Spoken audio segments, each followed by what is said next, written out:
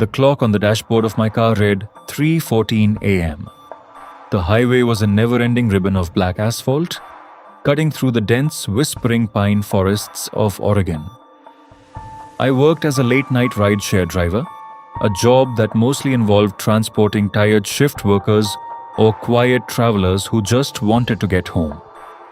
I preferred the silence of the night, but tonight, the silence felt heavy, almost suffocating. The rain was pouring down in sheets, the windshield wipers clacking in a rhythmic, hypnotic beat. Thump, thump, thump, thump. Suddenly, my phone buzzed. A notification popped up on the screen. A ride request. The pickup location was just 2 miles ahead, right on the shoulder of the highway. There were no houses there, no gas stations, nothing but wilderness. The user's name was just a single letter, M. Normally, I would have cancelled the ride. Picking up a stranger on a deserted highway in the middle of a storm is how horror movies start. But tonight, my rent was due in 2 days, and the app was offering a massive surge price bonus for this specific trip. Desperation overrode my fear. I accepted the ride. As I approached the GPS pin, my headlights cut through the thick fog.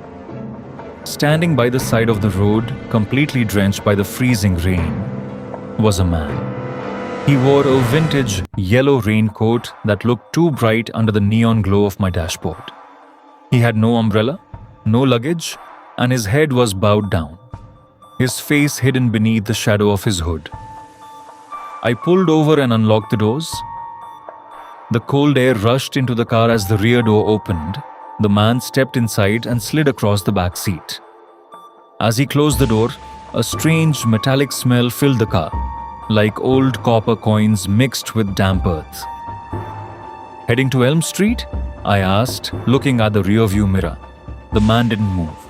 He kept his head down. After a long pause, he gave a slow, barely noticeable nod.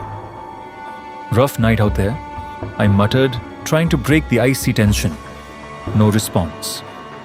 I put the car in drive and stepped on the gas. The highway remained empty. For the first 10 minutes, the only sound was the howling wind outside and the hum of the engine. But then, I noticed something strange in the rearview mirror. The man's yellow raincoat was completely dry. I shook my head, thinking my eyes were playing tricks on me because of the exhaustion. He had just stepped out of a torrential downpour. His clothes should have been dripping wet.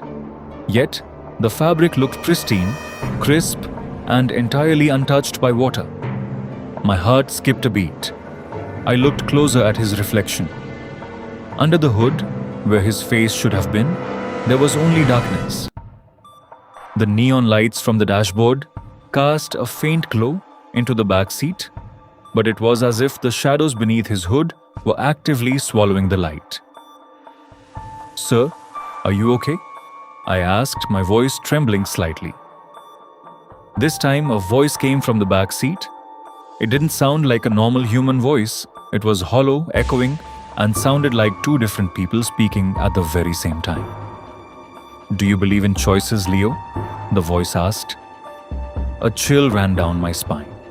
My hands gripped the steering wheel so hard my knuckles turned white.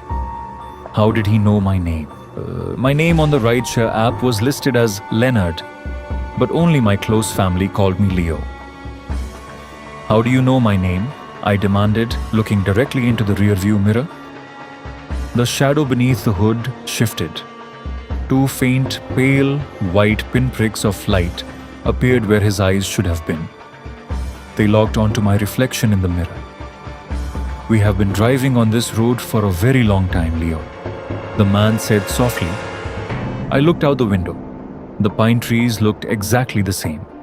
The green highway signs kept passing by, but as I glanced at one, my blood ran cold. The sign read, "Welcome to nowhere. Population 0. Panic seized me. I slammed my foot on the brake, expecting the car to screech to a halt. But nothing happened. The car kept moving forward at exactly 60 miles per hour. The brake pedal felt completely useless beneath my foot. I tried to turn the steering wheel, but it was locked tight, frozen in place. "Stop the car!" I yelled, throwing my weight against the door trying to open it. It was locked from the outside. "Look at the phone, Leo," the hollow voice whispered from behind my ear. The metallic smell of copper was overwhelming now, choking my lungs. I looked down at my phone mounted on the dashboard. The Rideshare app was gone. In its place, the screen showed a video feed. It was a live camera view of the inside of my own car, taken from the perspective of the dashboard looking back at me. In the video, I could see myself gripping the steering wheel, sweating and terrified. But when I looked at the back seat in the video feed, the seat was completely empty. There was no man, no yellow raincoat, no pale white eyes. "What is this? Who are you?" I screamed, tears of pure terror blurring my vision. "Memory is a funny thing," the passenger whispered. The pale white eyes in the mirror grew wider, stretching into an unnatural, glowing smile that split the darkness beneath the hood. "You always forget the ending." Suddenly, the headlights of my car illuminated a massive overturned semi-truck blocking the entire highway just 50 yards ahead. "No, no, no!" I screamed, closing my eyes and braced for the impact. But there was no crash. The sound of the rain vanished. The roaring engine died out. I slowly opened my eyes. The highway was gone. The semi-truck was gone. The clock on the dashboard read 3:14 a.m. The rain was pouring down in sheets, the windshield wipers clacking in a rhythmic, hypnotic beat. Thump, thump, thump, thump. My phone buzzed. A notification popped up on the screen. A ride request. The pickup location was just 2 miles ahead. The user's name was just a single letter, M. My hands automatically reached out and tapped the screen. Ride accepted. I looked at my hands on the steering wheel. They were pale and my skin looked cold. I looked into the rear view mirror. My own reflection looked back at me, but my eyes were gone. In their place were 2 faint, pale white pinpricks of light. I smiled, an unnatural, wide smile that stretched from ear to ear.